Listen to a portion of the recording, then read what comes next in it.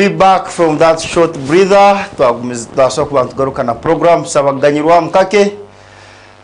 Songa it is UCDL that is putting us on Aliyezen Songa has encouraged Bahes. But we are still continuing with the program. Tulio tura future wa Uganda eka secured around without wasting time nja kutangana NRM chairperson for to start to gambire tour. Then I'll be going back to the administrative secretary wa NRM. At work. NRM here in Fort Porter and the tour at large. Was the future of the people here secured ahead of the swearing in? I would say yes. And nitaandika na kusima watweta ibali mutaliza kwa kino kandi ningaruka chikakozo chonini straight away ngamba the future is secured. When you kugaruka itukarora na mzee Iziri power taking over Uganda handling turga Ntubara kuga 1986 ntuijuka kurunga amasomero hano akabana abasomerenga mfopota kabana abasomerenga amasomero garoho abana benga abakabana bagenda the position genda masomero the mindset change of people, of communities taking children to school. Twanturongo abana basibagamuka. Bali abandi nosanga chali bali wenjuza, nosanga abana bali mbitoke, esanzo kusoma abana tubagenda kusoma. Beitu at the moment nurangu muzaire na tundaki akamana abaju making sure we are to mwana wenkaha. That mindset change alone, that's the future has been secured. Norura masomero how they've been improved. Wokura buhingo buhinga working on pavers. Wokura Kahinju primary school. How no mzee zile ya biyama na taro wa rezore hali. Akabiyama Kahinjwa wokuroro wiro uko kwisomero ya sana. Wokagakaka isomero saa zino sana. You know, the future is being secured. Niturora nyo nkani ngabra abantu munyondo basire mahanga. Recently last year I was in Rome. Kagenda Rome narora Rome kokwe kabedi. Beitu ense kurakureine muno but still abantu bachayombeka. Nosanga abantu ni barubata.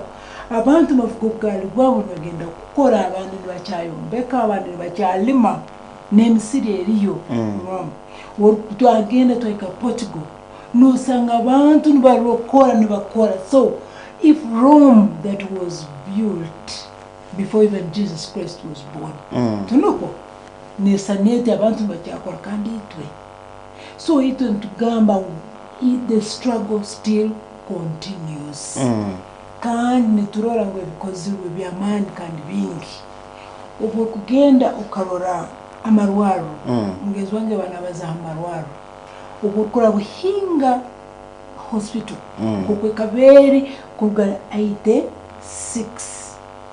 tunuko 86 rware ransanaleta tu abantu abakuru ababaruge batugambira abali baro batugambe buhinge kaberieti buhinga kino cyombeko cyari kiroho kino cyombeko cyari kitaroho in lab ekaberoho haro icyombeke kishake kibombekere nurura haloho nambere bakuhira yo musayi cyari kitaroho ekyo uburgenda mochare kuli mochare je kabeta kusaneti nurura ngwe bintu bigenzire nibihinduka with time tekereze kintu eki ubukora secondary schools Kahinju secondary school nyonga sola Kahinju my first year and second year I was in Kahinju secondary school Kahinju secondary school akaba yebiko kana nora nora kachuchu nora ubona bulibuti ngore secondary school when kuraba harugudo karora Kahinju secondary school right now with HSC. The future has been secured.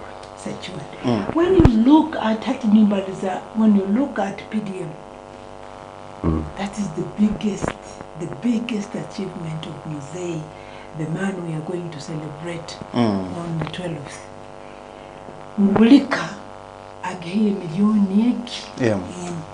I'm telling you, haro amaka mu North Division, mu Central Division mu akakwata milioni eki. Munga. Hati sabantu batungire sente zibalinkaha munsaho. When you look at how many homes have gotten the money, every ward yakatunga millions bisatu. Millions bikumi bisatu. Per ward. Hati wetu gweli milioni kumi bisatu. Zikaikaira. Ugenda wetu erguru kazingo milioni. Ugenda karambi zikahikezo sente. And even more money is coming. Bulika nosanga mu ente. Bulika hakia harumwe mbuzi, wala batarumwe mbuzi harumwe mpuno, wala batarumwe mpuno harumwe vitu by'enkoko, nosanga abantu basingolira malembo gabo, nosanga abantu yanzu zabo abantu bayina ensoha y'amaizi, nosanga abantu balimira enjagi, yani dodo harubajwaho, good feeding. Ito niturora kemu where we are heading is bright, bright and brighter. Okay, thank you very much, Chairperson Ekimeeza Hikisanieki. That we started with that, but the main reason why they are here to go on to Gambero ahead of the swearing in. How prepared are we as? How prepared are you as for Poto City? Because we are seeing preparations in high gear all over. Kololo and the final drills, I think now deploy more than 35 heads of states from other countries are coming here. Diplomats Tokubara. For Poto City, how prepared are you? Thank you, moderator. Itwenga for Poto City. On Tuesday, we had a meeting. We were called, me, the chairperson, the division chairpersons, Mr. Kagoro and Mr. Brown for Central. Tukagenda to have a briefed on what to do and how our people will be arranged, and we thank the NRM Secretariat. Kirokino people received their transport facilitation, the modest transport facilitation, and we are organizing. They are going to go as a team, so we have a team that is going to be in Kololo, and accreditation will be in Nakawa on Monday. It will be, the delegation will be led by the chairperson AJ Genda Kololo. Whereas these people are going to Kololo, but today tunagiriza abakusigare nyuma. I myself na team kuja organizing, we are organizing our own celebration this side, which will be in Karago. Tuja kutunga Karago, kutunga kuba na abantu, kuba live stream from Kololo. Then na Kololo benyine wija kuamba turora what will be happening in Fort Poto. So as the party, we are very, very much organized and we are very much ready for the day. That day, tuja kuba tugaba t-shirts. Tuja kuba twine reflectors for our border people for safety. So whoever is out there, and make sure you are in Karago that day on Tuesday, as our colleagues will be in Kololo. Ito abasigaire hano mu Fort Poto, tuja kuba tugenda Karago to celebrate the day, to celebrate the victory, to celebrate the swearing in for the 7th term, and to be ready to protect the games. I think why of what importance is the swearing ceremony? Hamuntu wabulikiro ko umuntu azagamba ule akasinga akaruke naraha nyoni kinko nyara kita nikinyamba kito umuntu wetu wagwiri, umuntu wetu akazingo, umuntu wetu nikimukonyera kita huwe nkawe alkano akaye kukonyerwa kusobara kutaba physical notunga sente runotunga ibyo kutwara mutabatu konyerwa kuli mumutima konyerwa kuli mumutima kumanya ngo omwebembezi wangu unakomere hati agenda kurahera abantu bakwetegereza wakazingo na itegeza kuba kurahera kuba hasab county kubera kimu kurga sub county babene bakoba councillors babo ne barone bagenda kurahera nibamanya ngo hati ukwebembezi obushaka watandika ekisanja ekishaka cyatandika. It is very, very, very important abantu betu kumanya ikintu eki ngo hati emikisanja cyangwa kiri hati watandika ekisanja financial ya yagenda koraki kutandika hati abantu bagenda kukora abantu abashaka bakomerwe bagenda kukora lundi omuntu oli wabeire mu mushaka omukuru hati bayengera bamukoma bushaka hati agenda kurahera nukwatandike emirimu officially so hati ekyo osokuta kiflora hanu osokuta kinunkaho betu no kihura mu mutima there is that joy that comes oyo takurora betu no kihura muliwa mu mutima kwao. Administrative Secretary, Yes. as we usher in a new term, what should be the expectations of Ugandans? Kemuno kitu Toro bintike mugondeza amazima gali muri bino ebisanza kuhagera abonde bahagire. Yes. Don't you think it's now time to negotiate with the central government over the support we've been giving your NRM party? Thank you, moderator. Nyine kintu kinkuja kukiranganiza nayo. Apart from being a member of NRM, but I'm also a member of Toro, and I love Toro. I want to see development happening in Toro. So, nyino wesigwa wingi ngo abebembeze abatwakomere itwe twateka mu bwesigwa nukakaire ko kubabanja bakatukore bitura abatuma.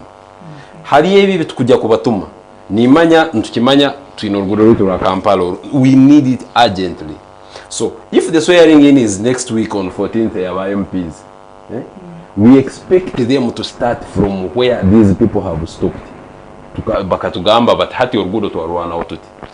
Tulhano their promises is available kurugakara. They may have not been fulfilled. Habokwa sentence ka diverted into other things. But it doesn't mean that tukazevo.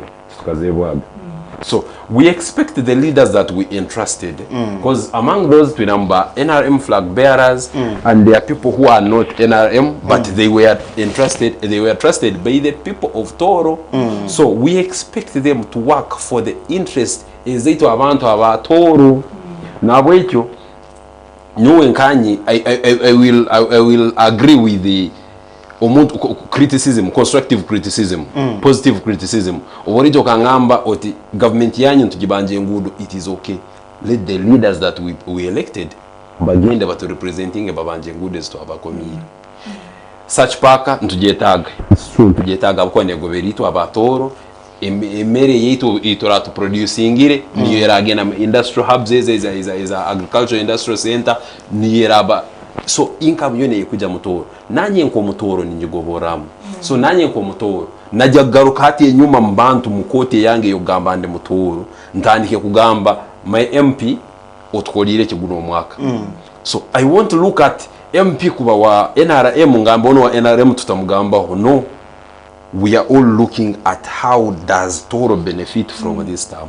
So let our expectations be high. Abokuwa ninyizuka mzeyo byizire mukabura akagamba he's ready to work with the people abaturamo. Yagamba he's ready to work for Toro. So the pressure I can't call it pressure, but the advice already about leaders, we've seen them engaged more than 3 times after the elect leaders. To Roselle, they were engaged the last time with a PLU coordinator, but for the interest of Toro. So if it is for the interest of Toro, we also expect to see the change. We expect to see what was promised.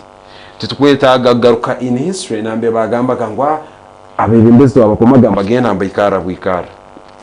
This time round nanya karunko kuna katire, I expect to see the results. And tinkuja kugamba nti omuntu wa Toro ngu tutababaza abukwa ba NRM no. Kanti kuja gamba omuntu wa Toro mutagibaza government abukwa ya NRM. Government obwera abatwine kigiyetagamu whether ya NRM oba ya opposition oba yaki, we need that thing tukikolero nkaito abatoro such that our votes is tagendera bose abantu nko kubakomere how they turned up, they should demand for their rights. Honorable Chairperson, do you think Toro's prayers will be answered? Why I'm posing this question to you, no Sanaka president wa Footport City, being the chairman of the party here, and is the national chairman. Good enough, he is again now the president of the country. It means you are here in 2 dockets now. Do you think our prayers will be answered? Obviously. think and I have a great hopes that our prayers will be answered. Koita nikuja kukakiwamu. Habwaki nimbazanti habokuba kubanza mukabura tukahura mzee na tugambira ngo ibintu byaitu byone twasabiri nagenda gukora baitu mzee akagamba ikigambo kitanyeba kandi kana nakibaza excuse me munyagesaye nagamba turaikana hangudo za kolasi tugaruke muka tusange unaku butu isire tegeze kintu ekintu ekyo gorukiteka mugongo kakichenchura kirimu amakuru mengi muno nguturaikara wo kunu na kule tukalema tukagaruka muka tukasanga abana bisirwe inzara.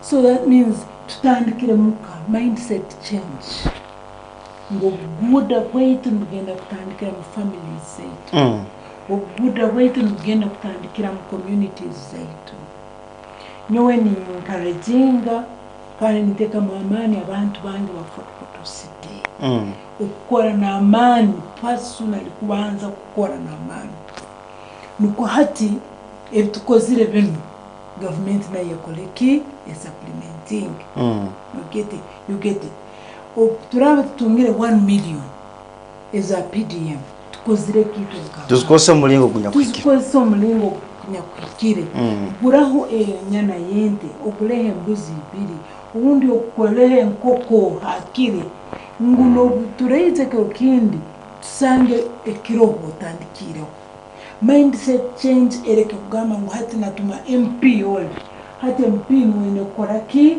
kundetere byokulya nuwankore kino nitumanye mulimo gwa MP kinoko nitumanye mulimo gwa local government gwa LC5 twetekereze milimo ya councillors twetekereze ngo abantu banu buli muntu aineki omulimo gwe.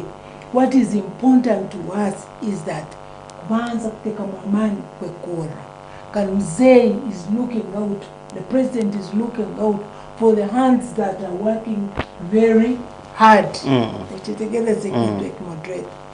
So hatugambe engudo ziratwara matagaitu agarukira mu nte zetu za PDM zira tugaruke tugambe ebitakuli tukatwali mabingi soko bukora mu chips value addition tugaruke tugambe ebitoke bino byona kabikwenga soko rensande value addition tukatondeka kutunda hati ensande tukatandika tukagamba hati industrial park era ebintu tukatwakora byona hati nitukora chips nitukora wines hati nitukora kinu hati nitukora cassava nkagenda teso nasango mukazi nalima muhogo nagihamu chips nagihamu hunga nagihamu powder nagihamu bulikimu mehamu amarwa muhogo nibehamu bulikimu cyo naye gomba nagamba hati itu abukuba we want an industrial park industrial park hiyo tujigonza betu yatsanga tugine ibintu byo kutwarayo hati nyowe ntekereza yange we have PDM money to create wealth at home nuko tuije supplying eki the industrial park itukwetaga oturabule muntu gambire gwere hati muka yone tunga ente producing eki amata tunuko amaka gandi ka producing cheese amaka gandi ka producing yogurt amaka gandi ka producing eki tugambe hati kiburubingo hati nyomulebe nkoko amaka gandi ka producing eki enyama amaka gandi ka producing amahuli amaka gandi ka producing manure from you get it hati industrial park in Kaha we are feeding our industry. This is what I'm thinking. This is the mind of the president.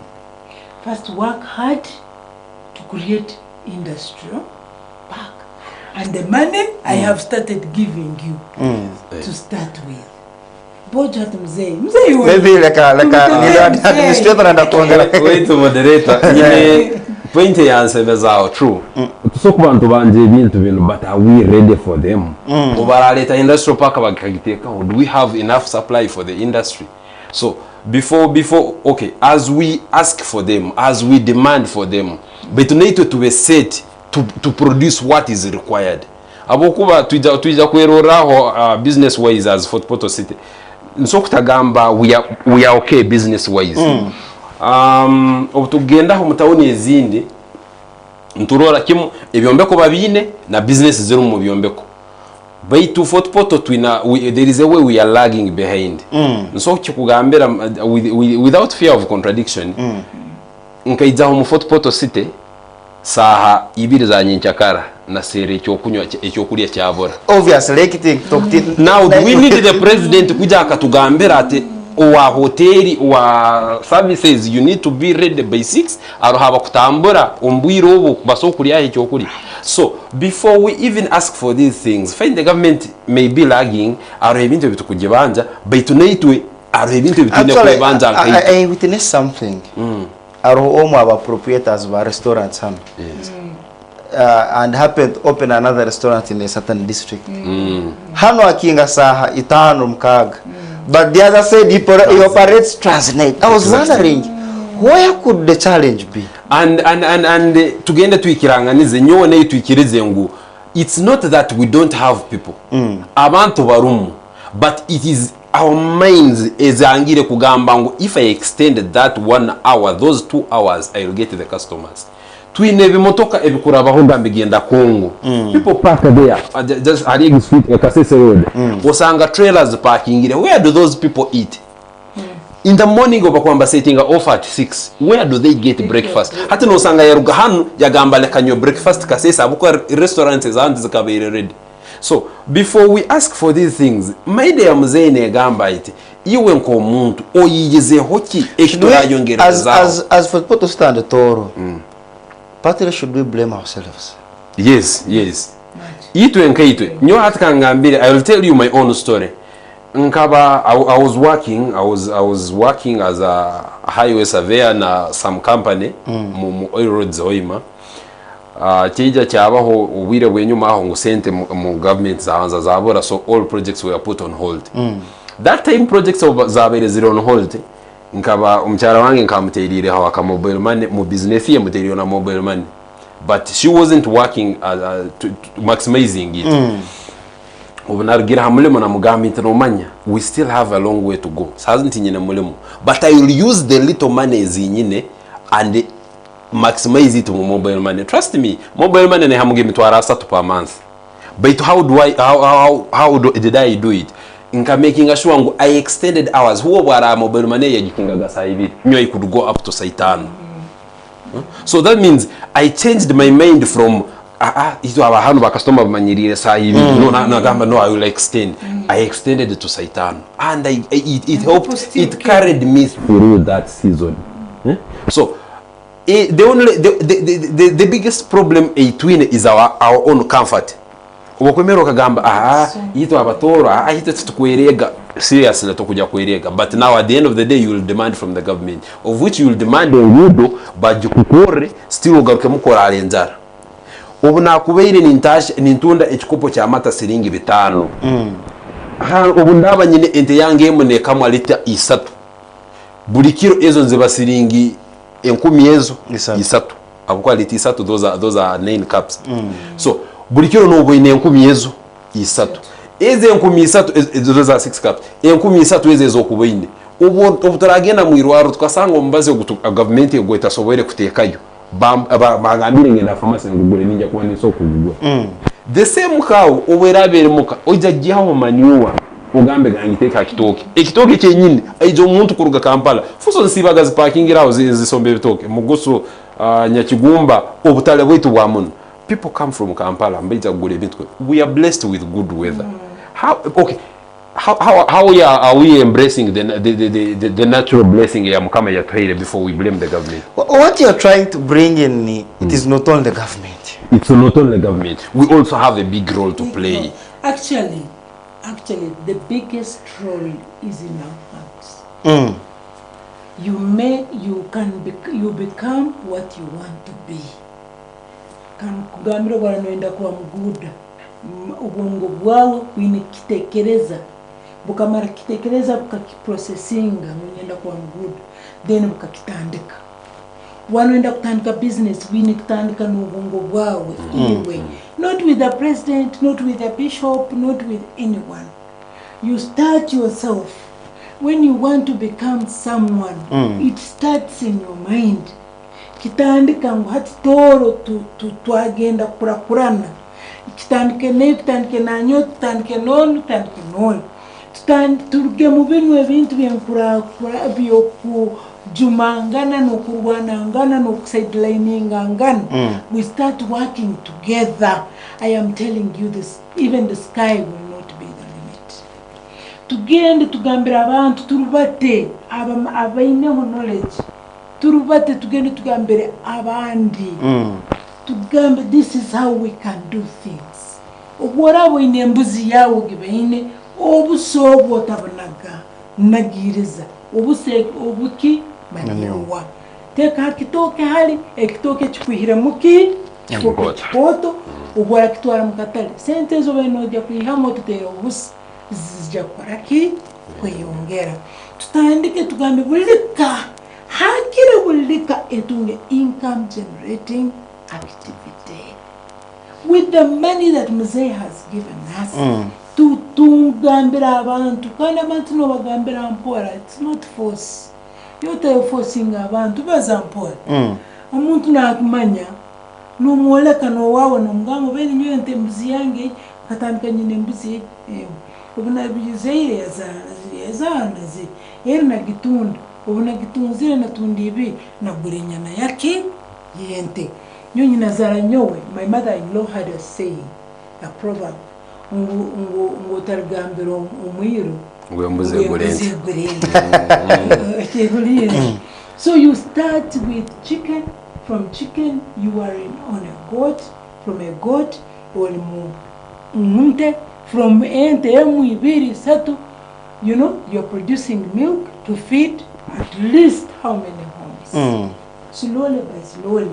Hati nyowe ni ndora hati Mzee ya yiziramu. Abantu kabakura kurana hano ebudo runo ebisabuka bya baita, you know. Where is Usmid? What is Usmid doing? Usmid ya kwa ngudo zinga. Where is the donor? Someone has a donation by donating a sente za korankaha. The other thing I will not live without talking about is about corruption. Ngusende yone erukwija mu fotpotro muno undi kuihanga muno ekolo mulimo gwayo ngokuzimiri. The blame, don't you think the blame on corruption, the blame goes on the president? No. President is at State House and he all the network from State House to permanent secretary to who the money comes to Fort Potro. Money goes to the account of a district or a city. The people manage that money there. And in that process, what making it simple. In that process, what pains me, nguneo muntu wa hansi, aruhubukuwa no kirora ngu sente zizire mbagambira sente Fort Portal we have received such and such amount of money zokora runo rugudo.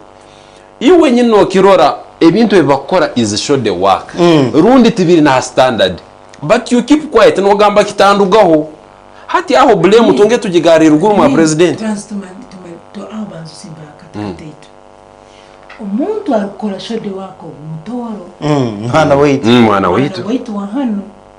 Umuntu alukugamba zenu sente tustake harbaju zenu zuenzi ya kora kini tuanzi tukose bietu. Mwana wa hano nkaha. This is what I was thinking last night. Mbere ndio nintekereza. If I was a musician, I would compose a song. And I would tell people, abana baitu barasanga hoki. Yes. What shall we tell our children? That we were corrupt? That's why our roads are so bad? That we were corrupt? That's why we have not developed? That we were corrupt? That's why Fort Portal City looks like this? Nicho tulgambira abana baitu kandi abana baitu balimanya our parents, our great grandparents, our mothers and our fathers have been corrupt. What kind of children are they going to be? The admin was still submitting. Ijo tuigere tuli office okutuine kintu kitugenda bazaho n'abantu abamu. Omuntu akagwizege ekirungi natoke n'abairo omuntu akagwizege, why are we so corrupt? Why are we so corrupt? Baitu twagenda twaseruririza twasanga corruption netandikira naito mu maka gaitu genyine. Before you blame corruption ha government nige bazo yetere mutochimuka. No imera no gamba omwana agenda izibanda kwasiringa bibiri ebyaki. Omwana asemeri genda hizibo ubujuranzi bwo kwegesa omwana ngo omuntu aleta hamu. That is your role. So hati itu obuzibo obunda twabusanga iyo ito ndugamba government iyo wangamba oti corruption to blaming a president. Obwari mukanyenkia akaga obutorite tukakwa corruption akagamba that region is corrupt, let me not appoint from there. Itu nyine tujya kumukira tugamba hati otunagiriza obwara atwara yo muntu akaba corrupt akamwihamu rundi akamusibisa nagamba omwana witu bakozereke bamusibisize. So itu enka abazaire abazaire kale katandika tukora roles ezaitu before we reach where the government ngambire hali education starts from home. Obore mucho omwana nyinchakara okamwimucha nyo may he rest in peace. I remember my grandfather, we used to wake up at 6 in the morning. Saa 12 mukaga akusera ole muntu rundo cyabyamire. You have to be milking cows. Obo yange obo ikirize, that is your role. Ekyaka kikwegesa ni musima akatwegesa kukora hati neito kala abana tugarika hansonge ya corruption. Omwana yijamuka omutumire hisomero na omusindike hisomero na peniyemu nyinche yijana peni 3 rundi ya maratama atakakusabaga peni ende iyo ole kamfate babo kuba omwana atakansabaga peni. Don't you follow up no kaguza peni ezi otano ko search ko takansabaga peni. So corruption nyoni ni here ubu buzibu bona bwizire kandi burugirire muritwe buli within us. Maybe leaving that one aside, for the past 40 years, don't you think this government somewhere in Engeretwere Mtoro, why I'm saying so, Sanga, other regions that don't contribute the way we are doing, they are well off, given in Kabunyoro region, even in the last elections, just they concluded, the performance was at 62. But for us here, apart from Kasese, the man again has been at 70, 80, no Koyongere. Chairperson, where have you seen the problem that districts that don't support the party fully are being recognized highly in terms of placements, funding and so on? Can it handle abaikere mbahagzamani no sanga tugoborenge tukunira? Where has the problem been? Wale mwana madreta nyumba za mazimu kandi you like me or you hate me. I think region ya president akizire kugonza mune weto ningoza kubanza kukore mu myaka yenyuma ngo Ruhanga akatuma omwana we hata Ruhanga akatuma mugenzi we yagamba genda Toro orole Toro etegereze Toro ojetegeze kurungi orole Toro neyendaki negunzaki ukaboro hano ngabando akaboro general umurungi samsele wizira hano akagendo yagendo yeyetemkurato yakorati but what we called agri-led program utetegereza msete ikarahan akamara huna mezi na feeding okay mzee general yakira ebyamubairo inywena mubimati kwa kubaliza hano ambe inywena mubimanyira hano mubitona bato tukagamba ezikwibaki itaka mbihire biso nina record mba kaba isire kwibitaka sejo byahulira ati ngo mwese mutuma witaka yiriko yakwato umuhanda gwa koraki again hati omuntu akutumiye mugenzi we yagamba genda Toro okole byarugira hano yagenda nka Kasese neighborhood Kasese district ni mwoza mungambire Kasazi Kasese bukuri kusana ubakana aruga Kasese nasonga nkaha gulu genda orole gulu bukuri kusana hati aho muzeyi muramugamba umuseja abere mu butatu gondeze tutwe in the last kisanje kwire tukaba twine ba minister benga. Just to look at the region. Our argument is having on bigger positions. When shall we ever have a vice president from Toro? I will, for example, give you a very good example. Akakoma nyo mukazi ogwinkani mbaza bagamba manya nyo mugonza muno manya ansasura betu nimbaza we ikintu ekirungi okoraki give credit where it's due. Margaret Muhanga bakagenda ba muhaka honorable Margaret Muhanga with due respect bagenda ba muhwa minister ba state minister for primary health care tunuko amazire ingonzo ngambire health centers zingamu kisanje kim is considered because there was the minister for primary health care but to her ministry state ministry ya local government but to her ministry a good but to no tourism tourism na state Martin Mugara but to her Martin Mugara no was state tunuko garukarwa jirun atwineyo Frank Tumweba full minister of agriculture tunuko agriculture twagenda bunyanga butwetwine gender peace mutuzo omuseja ona omuseja what happens if we can also get a prime minister, a full minister of finance? Because their positions is Kuramuza. I don't know whether you're picking that mean. Their position is Kwikara Gamba. When Nabans is speaking, he speaks with authority. When Matia Kaseja is speaking, he speaks with authority. What happens if Toro also gets such positions? Let me just say what I'm thinking. If I forget. Okay. I think the bargaining power. Do you have the bargaining power? Our leaders. I'm not taking it to the leader. I'm not blaming anyone. I am saying, do we have that bargaining power? Do we have what it takes? If for example, people are fighting each other, people are sidelining each other, and the things we are doing them here in a small town here, but they are getting to the state, you know. You are fighting me and admin. The state is watching, and they are like, I think they can't handle this bigger position. They can't handle this big position. If I'm asked, how should we generate the bargaining power, and what should be our bargaining tool as a region that we sit and negotiate with the government? The first thing I can talk about is unity. How are we united to bargain? Noja kusanga nyondo wa Fort Portal City wakabarole tenabaza nawe then ubutwaja parliament twagenda nka competition.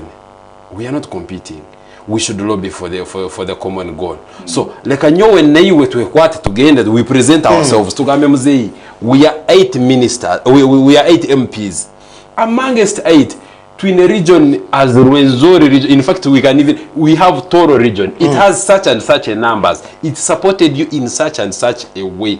You got this percentage from our region. So, in order to also pay us back or give us back, we need such and such a thing. Right. But you know, in here, kakuwa tugenda tukakaguza for the past 10 years or 20 or how many years, have we gotten that? Has anyone thought about that? Tibakitekerezeo aro wagamba ngo tukagenda twayikwata na nanka twagamba ito ntwenda kugobora mutoti ngumuzeya yanga. So these other regions ezokurora omuntu wambale nakugambira ati owabukedi obwaratunga nanyo wambale ninja kugobamo bitandito twine kizibu ntugamba owa Fort Portal obwaratunga nyo wabunyanga butinyine nkukunatungamo. So one, before you become that much selfish, banza oyendeze ensi, look at Toro first, before you look at football. Right. Tunok? Ngu ngambe iwe nanyo butoratambura tuli hamu. Nyenkyo wawo boratunga okatunga motoka. Nyo nyenke mukazi wangu baranaenda genda mwirwaro nza kujya ngambe mukuru nyamisaho motoka yawo ntwareke mwirwaro. Beta atali gamba motoka iba kwirogo babanze bagihenyowe. Kandi kuno turagenda mu credentials ezikwetagisa kumpa motoka obuntinyena na permit. Obundi umukuru wa kumpera motoka na arora tinkujya kutunga kugura amafuta ago. So obutugenda crediting ya mu positions ezo no sanga I don't want to talk about academic qualifications and what, but to no sanga are maybe while better in a better position than onde, but to hapokuwa tinkwenda uri wali in a better position when qualifying okay in terms of credentials atunge nyoni ngamba nyoti nkujya kusupporting abakuwa tinyire kinkugoboramu nitandikira nyoni ntunga muki before looking at toro nego bamweta you know kimanya ngukakuwa baleta industry bakagiteka kabarole nanye nengobera wa football city no bunyanga ngunyenke andanta tunzerero material nyonye nyinja gena serio mulemo nyenke motoke bigegenda kuyaye ibintu ninja kusetinga akamobile mane kanga aka restaurant hano abantu bije bari sentence wanzije. So the problem is we look at the direct benefits before looking at the broad picture. Let us stop personalizing development kugamba development where it is in football no where ka kuija. For example, His Excellency will call its example, an example, you know. Ejakweta hano ite bosatu. Etuete hano atugambe ati ngambi. Nyoni ndio kwanza kusaba matoka. Nko chairman tinga matoka president, nyo chairman, nyowe, you know, the whole thing is you personalizing issues.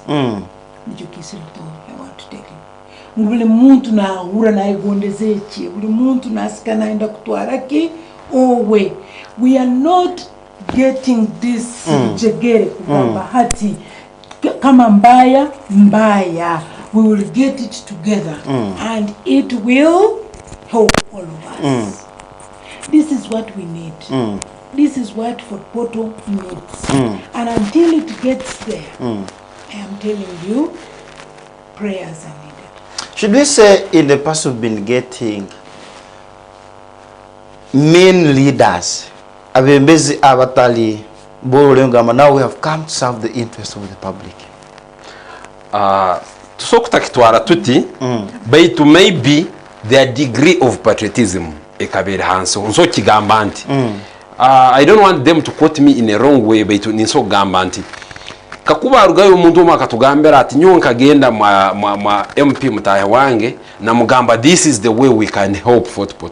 You know kimanya ngu aruho umuntu wasokwemera akagamba tutakakoze urugudo rwa kijura nyobanzo ngambe mbunyanga butwinezinga inyo kamwino rugenda kabundaire ito katine rugenda kisomoroka. So before we reach that point ntwetaga kubanza kugamba ngo neighbor wawo baraba ali kurungi leka tukitwala in this perspective to abebembeze baitu ati tugambirinya abebembeze baitu abali ayebo neighbor wawo baraba ali kurungi obora norwa ino opportunity yokuba better. Support them, encourage them, push them such that obara ike ruguru nawe ijagamba ati no manye nanko no akankwatera okuhika hano leka tutambureke hamu.